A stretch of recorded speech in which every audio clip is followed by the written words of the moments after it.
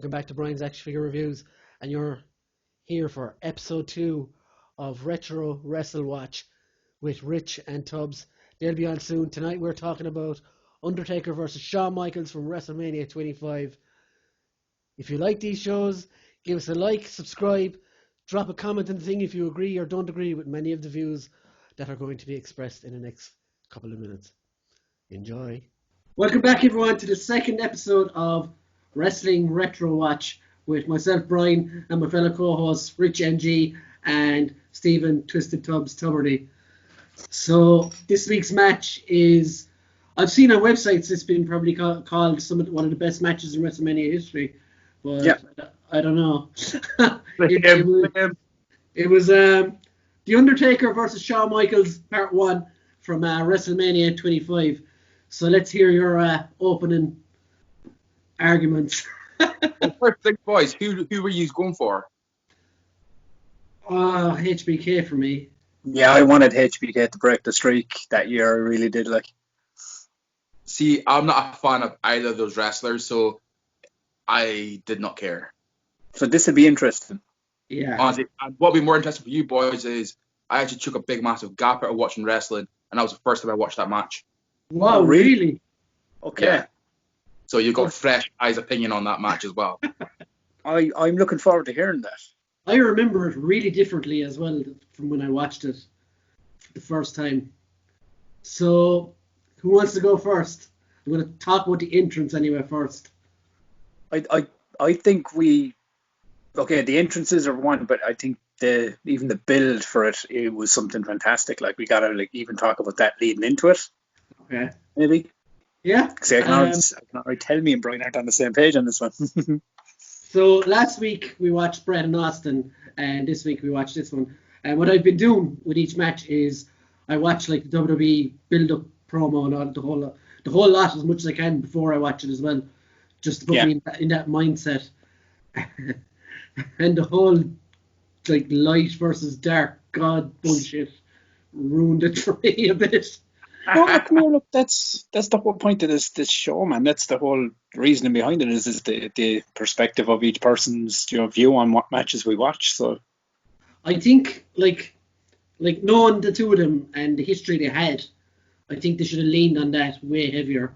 They mention it in the match, how HBK or Undertaker, has never beaten HBK, but in the build then they relied on Shawn Michaels' he's a newborn Catholic or something like that, wasn't he? Newborn Christian, yeah. And in typical Vince McMahon style, I think they laid way too heavily into that and the whole Undertaker's evil shit. What do you guys think? Well, I'm interested to hear Rich's take on it.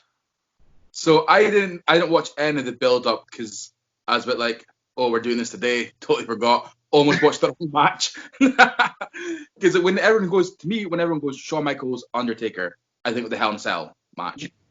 It's the first. Yeah. It's always gonna be the match I think of. So I instantly thought that match. So fresh eyes. I was a bit all right, two guys I do not care about.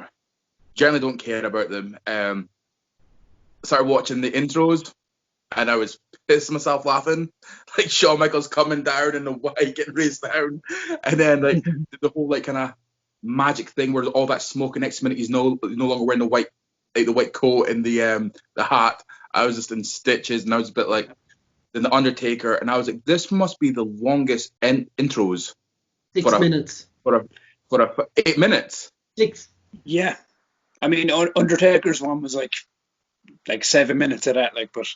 His entrance always is overall, I'm going to get slated for this. I understand why people think it was a great match. It kind of was, but there were so many things I thought was shit. Though, when you look at Shawn Michaels when he put Taker in the figure 4 leg lock was horrendous. It wasn't tight or anything. You could tell that HBK was not used to that. The crossface, let's not talk about that. That was horrendous. Even when Taker did his, what was his submission called again? Hell's Gate. Yeah. Didn't look strong as I've seen him execute that. The other thing that was really bad was when Taker, I think, was way to do, was it the choke slam, and then it was reversed into a DDT, which was kind of cool. But Undertaker head doesn't even go near the mat; it goes into the side of Shawn Michaels. I get it. It's like that must have been, how long was the match? Like 30 minutes. Yeah, 30 solid. Yeah, 30 plus minutes. Yeah. You're probably talking about maybe 20 minutes into that match. Like, I'm not expecting everything to be perfect, but that was a bad botch. But the thing that got me rewinding back constantly was when Taker went over the ropes and how badly he like landed. You could tell from the second he jumped that wasn't going to end well. Then I was actually shocked that he got up again because that looked so brutal. Do you want to know a little backstory to that spot? Go for it. Do you know when Shawn Michaels pulled the camera guy in? Yeah. That was, the cameraman was actually, it's Jimmy Snuka's son that was dressed up as the cameraman. He was supposed to catch Taker, got there too late, so Taker went head first into the mat. And then Taker on the ground said, apparently this is what has been reported, but anyway, like, that said to Shawn Michaels, if I can't make the 10 count, get the referee to call it. And then if you can see in that sequence when Michaels is in the corner talking to the ref, kind of getting him to do the count, he's actually relaying the message of what Taker said. He said, if he can't get in at 10, then call it. So that's why that entire sequence, looking back at it now, is you're going, oh my God, he literally nearly didn't get back into that ring, like, you know. So it looks like he snapped his neck. Like, that's how brutal. I actually was like, it looks like he could have snapped his neck if it was like an inch, kind of like another way. Like, that could have been him, like, done, kind of thing. Some great moments though, throughout the match. The storytelling, like, just like the whole, like, Shawn Michaels not going to give up kind of attitude. I thought that was really good. What was it like? One last ride, 2 choke slams, 2 tombstones, and like he kept getting up, kind of thing. I thought that was really good. It was, to me though, and this is like, once again, it's kind of hard because I'm not really a fan of both of them. I don't like the Taker's like stance. I get that he's into UFC, mixed martial arts, and all that, but that was not that kind of whole like brawler kind of stance. You know, like the kind of the whole. It wasn't, to me. That's not Undertaker. Maybe American Badass Taker. I get that, but that whole kind of it just took away from the whole Deadman vibe. But what was so amazing, and it reminded me of, like, so how long ago was it? Like 10 years ago, that match? Yeah, 11 years ago, I think. 11 years ago, yeah. Watching Taker move. Yes.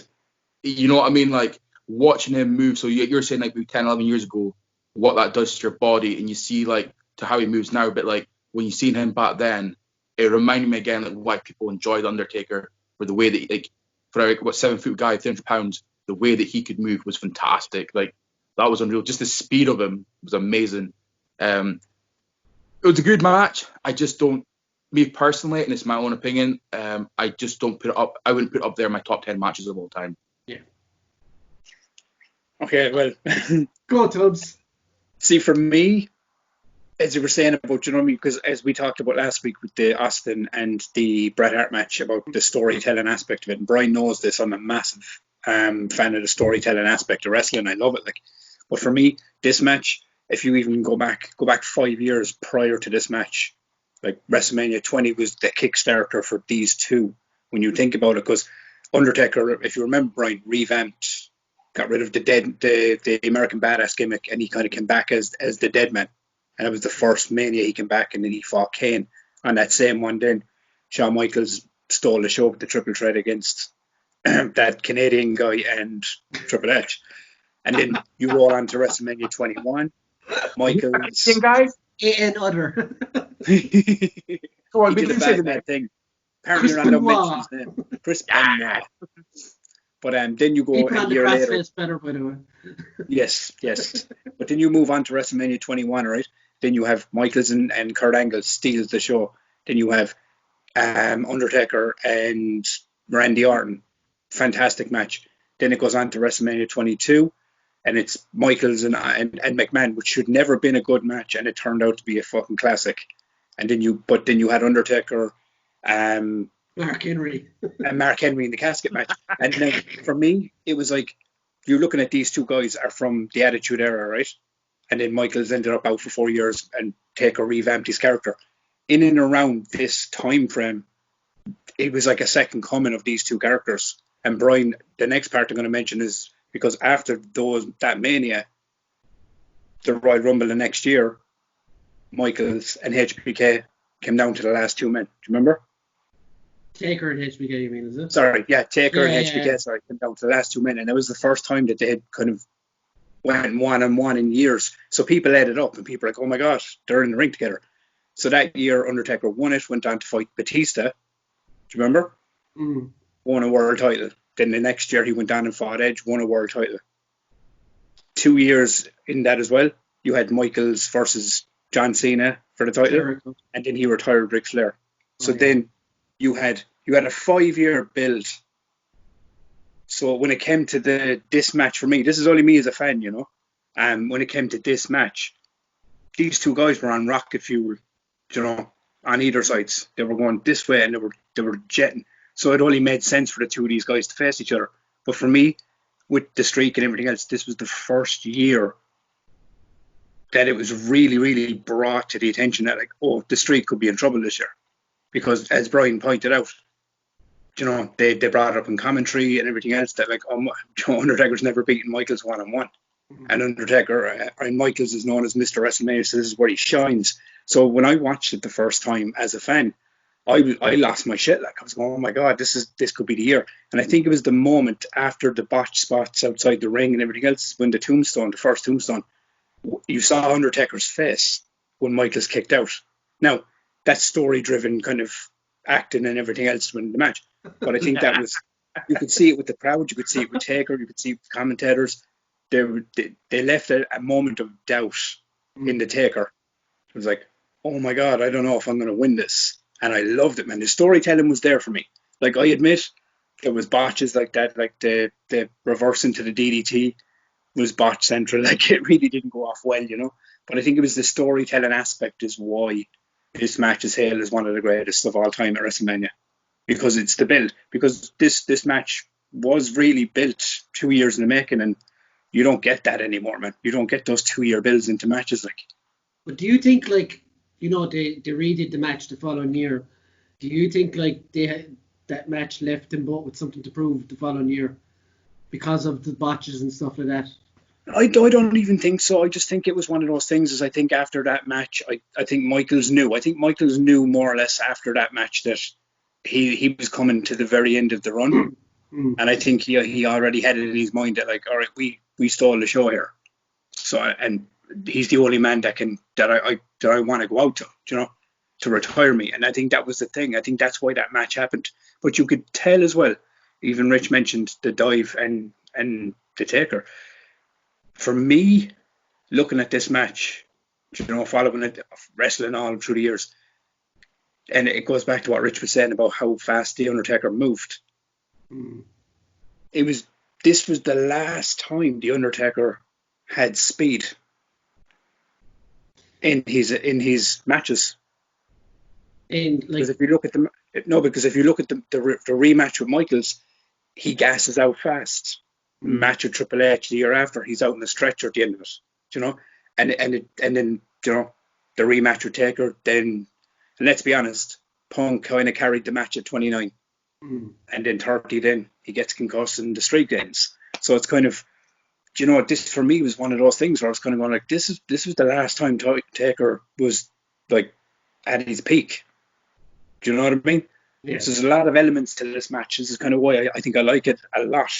You know, I can get past all the kind of the botch spots and the shitty figure four and things like that, you know. If I was to say to you, right? If I was to say to you, Yeah. Is it better than you remember, or is it actually worse than you remember? What would you say? But look, I mean, this goes down to what Rich was saying. Is Rich isn't a fan of these two guys. I'm a big fan of these two guys, so But can you leave that on the table, though? Yeah. I mean, I watched it now. I mean, I sat down and I watched it today from start to finish, and I still think it holds up. I still think it's a fantastic match. Do you know what I mean? It is why I think this is why, because there's a lot of matches you watch and you love them there and then, and you might go back in 10 years and time and watch them and kind of go, oh, it's not as good, do you know? But I think this is why this one is kind of classed up there as one of one of the higher Mania matches, because I think it still holds up, because it's segmented. Like, we get into it in a while as we start breaking down the match, but you know what I mean, it's segmented, and like they're feeling each other out at the start, and then they start getting a little more aggressive. Then the outside spots happen with the moonsault, and then the dive, and then when they come back in, it's they're battered, they're tired, and then it's move after move, it's finisher reversal after finisher reversal to the end. So it's kind of, it goes into, like, what they call an adrenaline gear, if you will. Do you know what I mean? Like, I'll be honest, right? When I to the clubs, everybody. when I put on the match first, right, and I put on the link, and I saw 42 minutes, I was like, oh, I don't know. But anyway, I threw it on, right? And I'm not gonna lie, I skipped some of the entrances because the Undertaker's fucking walking. Still know if I left it on. Like. Yeah. Oh, I get this. It's a long entrance. But when I put it on, I found it started really, really slow. They were, like, as you said, ducking and diving and throwing bombs here, left and right and centre. Yeah. But I found even the crowd was pretty dead for the first 10, maybe 15 minutes of it. But once it got going, like, once they started throwing the big moves, the super kicks and the choke slam that went all the way up there, which was fucking awesome. It was really fucking good. I'm not gonna lie, like. But I found it went quick once it got going. But at the end of the day, I don't know. I remember it more fondly, I think, if I watched. That's fair. It is fair. But I don't know. I still rate it as a good match, but I don't think it's. I'd agree with Rich. I don't think it's absolute top tier. I mean, for me, obviously being first time watcher, it was always like, I knew that, like, before I even put it on, I knew Taker was going to win a match. Like, there's certain pay-per-views I went back and watched like this year, and I haven't known any of the results. But being a WrestleMania, I was like, I always knew that Taker was going to win that match. So obviously for me, that did suck the fun out of it. So hence why, like, my opinion of, like, not enjoying it as much was there. But like, also when watching a match, I always felt that Taker controlled most of that match. I felt like he was more the dominant person during that match, and then, like, Shawn Michaels would have the upper hand every so often. You're like, oh, a glimpse of hope. He couldn't be winning it, but then it was instantly. I almost felt again that Taker once again was back in control of that match, and, like, the whole time it was just like, yeah. Even if I'd watched it back then, I would have probably felt like Taker. You know, you watch matches right now, you'd be like, oh yeah, you can kind of tell who's going to get the win. And I was watching, I was like, yeah, I could feel like Taker was going to get the win. If the whole thing, the whole streak thing wasn't there, you could just tell. For me personally, I felt like Taker was always going to get that win. But the commentary as well, sometimes I find the King hit or miss. I actually felt the King was quite spot on with that. And I think there was a few things that JR said, and I was watching it with my flatmate who was in the room, and I can't remember what he said. But I never just looked at my flatmate being like, and it started bursting out laughing, and I was like, fucking JR, man, you are better than this. But it was like a proper watch on the commentary. But, you know, like, sometimes, like, I know a lot of people, they'll either love or hate the King for his commentary. Yeah. Obviously he's always heel kind of thing. But it was one of those, I generally thought the King was spot on with his commentary. I actually felt like I was enjoying him talking more than JR for once, because I usually like JR because he's more technical with things. Yeah. But I just felt like the King, he was, I don't know, something about it. He just sold that match more to me. And it was always that thing, like, I assume both you boys have been to see watch wrestling live. And it is kind of shit about the commentary. You got to admit. It's like totally different about the commentary to an extent. But, like, I just really felt that the King's commentary really kept my attention with that match. Kind of just the things he was saying was great. No, I agree with you. I thought the King was on the top of his game for this match. Like, he belted out as I said, he kind of made whoever was watching know that, like, you know, Michaels, you know, Undertaker's never beaten Michaels one-on-one, so you already had that in your head. But he kept bringing up, like, you know, sections from their past, you know, like, you know, the fact that, you know, just in general, do you know what I mean? Really, really spot on about what was going down in the match and the story that was behind it. And I agree with you, Rich. It was very well told. On JR as well, like you were saying there, he started talking about Michaels beating him in Hell in a Cell, and he was like, Michaels figured his way out of that one. And I was there to myself, no man, Kane ripped the fucking door off the cell and murdered Undertaker. That's what fucking happened. Yeah, but he still did win. So he's kind of wrong and right there, like, you know, in that sense. What would have been your worst part of the match? Okay. Right, I'm going to say, right, we're not including intros. I think that's fair to say. Yeah, that would be too easy for me then. Then overall, my best or worst, you're saying? Worst. The worst, but we go up to worst first. Yeah. Go worst. It was either two of the botches. It was either the dive, because it looked so fucking brutal, and you knew like, is this the match over?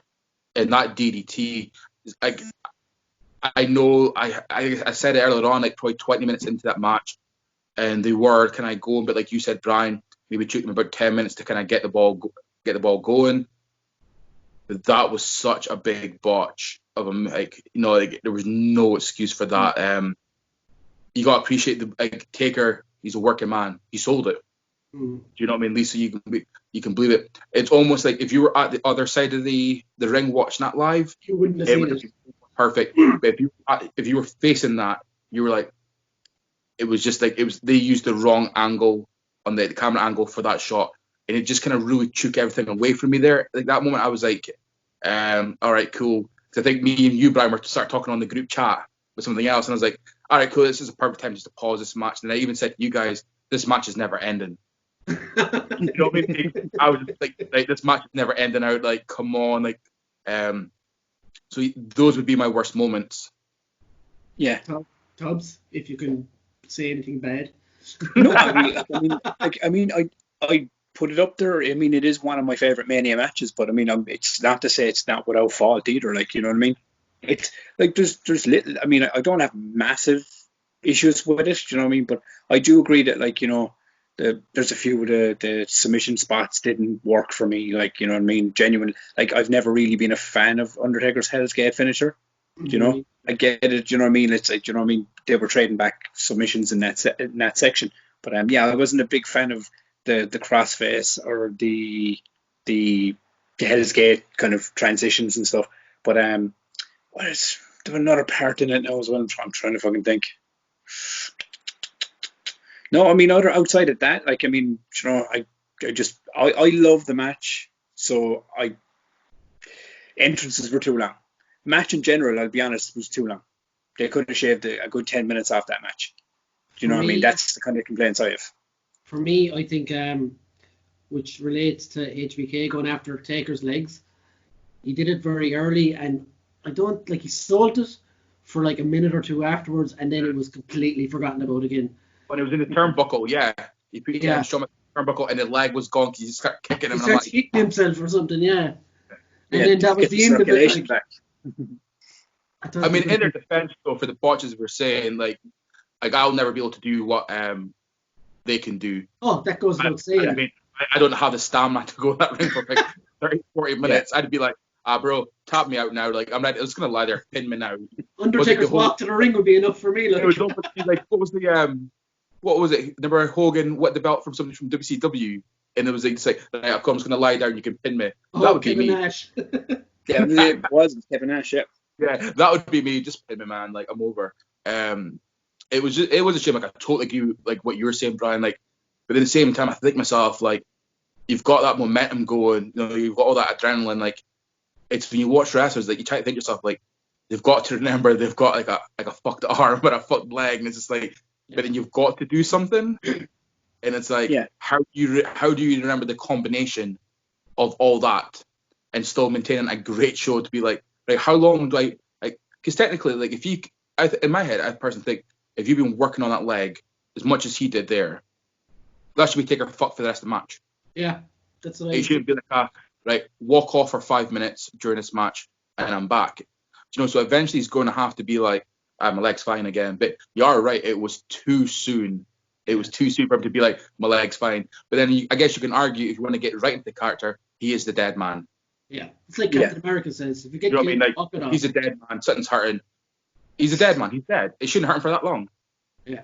Okay, so Yeah, I mean, best go on. moment. Do you want to go? I'll Mike? go then.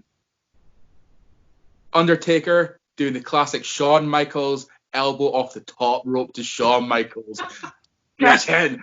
Just for the record, I fucking hate Shawn Michaels. So just take that kind of trademark thing and do that on him. I was like, get in. No, that was brilliant. I actually really enjoyed that spot. Like, I thought the fact that because it came in and around the time when they were not trading finishers, but they were, they were reversing chokeslams, reversing, super kicks, and to see the Undertaker kind of, and at that point it was after the tombstone, I think. It was like it seemed like it was desperation out of him at that point to go and kind of like, oh well, if he's beating me or he was kicking out of my tombstone, I'm going to try his, move, and backfired on him, which was, it's just a great spot. Like, but to me, it's the thought of like a 7-foot, 300-pound guy off the top turnbuckle jumping, a weight to land on you. I'm sorry, but that's going to fucking hurt. Yeah. Do you know what I mean? That's going to fucking hurt. Because the height he got it, like when he just jumped, I was like, holy shit. Like, and he landed it, I was like, okay, like, that's my moment. For me, it would be the transition.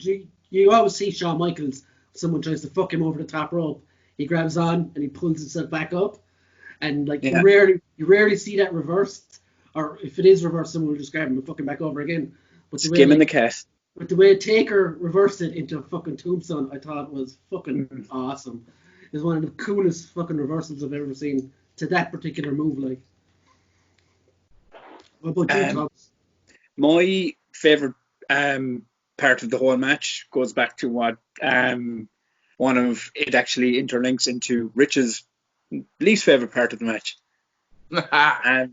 which I love the sequence of when Undertaker sets Shawn Michaels up on the apron to do the leg drop, and then he jumps and he misses the leg drop, and then it leads into Michaels, giving him the baseball slide. Undertaker's out on the mat, then he goes to the top rope to do a moonsault, and Undertaker swipes him to the side, busts him up, and then he's on the ground all fucked up and whatever. Then Undertaker goes in the ring, goes for the dive, and he gets taken out, and it's complete and utter carnage. They're all fucking just completely wiped out on the floor. That was my favourite sequence in the match, because that kind of slowed the match to a complete point. And it was after that point is when, as we said a while ago, choke slams, super kicks, last rides, everything just kept coming till the end. So that was my favourite moment in the whole match, was just, even with the botch and everything, I just loved the sequence from the leg drop to the dive. It was just utter carnage from one moment to the next, And the ending, I really did like, was the moonsault into the tombstone. Yeah, that was cool as well. That moonsault when Shawn Michaels went off the top turnbuckle, that was another moment I rewound a few times, because that looked a brutal landing as well. Yeah. That looked really brutal, and I was like, those two moments of them both jumping out the ring, I was like, these were career-ending moments there, like, because they were, like most things that they're doing can be, but like those two was like, once again, just landing slightly wrong, and that could have been them like fucked. And like I was a bit like at the same time. I mean, as much as I hate Shawn Michaels, I would never wish him to end his career like that. But I was like, oh my god, like that's fucking brutal. Like I hope he's like actually hoping he wasn't hurt, because it looked so bad. And there's moments in this match as well that like made me remember things from both these wrestlers, but especially Shawn Michaels. Do you know that nip up that he does? Yeah. Do you know, like the flip up? Correct me if I'm wrong, I don't think he's ever missed it. And it doesn't matter how tired the guy is, he always gets it. Is that just up in the term? No. When he's on the ground and he nips up onto his face. Oh, yeah. Like, there was one point, it was in later stages of the match, I think he just hit the Undertaker with a super kick, and they were both fucked. Like, they were wrecked. And he nipped up and just literally wandered into the corner for the super kick, I was going, how are you able to do that? Like, 20 odd minutes into this match after like nearly busting your arm off a moonsault on the outside of the ring, like. So Guys, what was I going to say? What rating would you give the match out of 10? Last week, Bret Hart and Austin scored 27.5. So what? Out of 3 of us, is it? Yeah. So I'm gonna do our individual scores and we'll add them up and we'll keep a table. Our own Dave Meltzer kind of scoring. Oh yeah. We gotta have one of those. I'm going to say Yeah, 8. go with 8. Okay. I'm going to say 8. It was like I say, it was a good match. I will never dispute that. Like I say, I was fresh eyes, so it's quite good for us for one of us to actually watch this with fresh eyes. It was a very good match. Just some of the execution just weren't quite there, but some of the things that they were doing, like I was like holy shit moments. I think it deserves. It's like a very strong 8 that I'm giving it. Okay. What are you about, Brian? I'll go a small bit better than Rich. I'll go at 8.5. And mainly, because when I watched this first, it would have been probably 9, maybe 9.5. But watching back years later, I don't know, it doesn't stand up as much to me. But still, saying that, it's still a fucking quality match. I mean, but that's the whole point of this show, really. Is it's with 3 people that are watching wrestling matches back, from the olden days, and we're being honest about what we feel about them, and that's what I love about it. It's, you're getting honest opinions from each side, and what works for others and what doesn't. For me, I'll give it a 9.5 because I give it a 9.5 for reasons, just because it delivered on the story aspect of everything for me. The spectacle was there. I had, as Rich said, I had the high spots. Even with the botch dive, everything, I just think it added to the drama. The whole thing was, even by the time I got to the end of it, when they were just 2 old gunslingers throwing punches at each other, and I liked that. Yeah, do you know what I mean? And that's the old school aspect of what I love is when you don't see that much anymore. Is this one throws a punch and it staggers and throws another one back. It's the old gunslinger way. But yeah, it's just all those things. I mean, a few botches kind of takes points off it for me. Kind of going, they look sloppy there, and there, But no, overall, this match is one of my favorites, and I thoroughly enjoyed the second watch. Watching it back again, it still holds up for me. So, thanks guys for coming on for the show. Yeah, That was a very interesting discussion, actually. Yeah, man. And like you said, it's great to have so many different views on it. And yeah, man. Next week we'll be back with something else. I'm sure we'll think of something to talk about. If you want people who are watching this, if you're watching it, you can drop a match in the comments for us as always, and we'll take it under advice. But perfect. For this week, a bikini match in there. I'm just saying. Yeah, Brian Panty's match. But for this week, that's it from us. Thanks everyone, guys. I hope you enjoyed it. You can find the match if you go onto Google and wherever. I'm not saying it here, but yeah. Daily Motion or WWE Network. That's cut. $49.95. So thanks everyone. We'll see you again. Goodbye. Bye. Thanks very much for watching, guys. I hope you enjoyed that episode of Wrestling Retro Talk. If you would like to see us talk about a particular match, drop it in the comments below and we will have a look and see what we can do. And meanwhile, thanks for watching. I hope you enjoyed it. And don't forget to like, subscribe, comment, hit the notification bell if you're feeling nice. And yeah, we'll see you next week. And don't forget, plenty of other content on the channel, including action figure reviews, pop culture interviews with various folk, and more. So yeah, see you next time. Bye.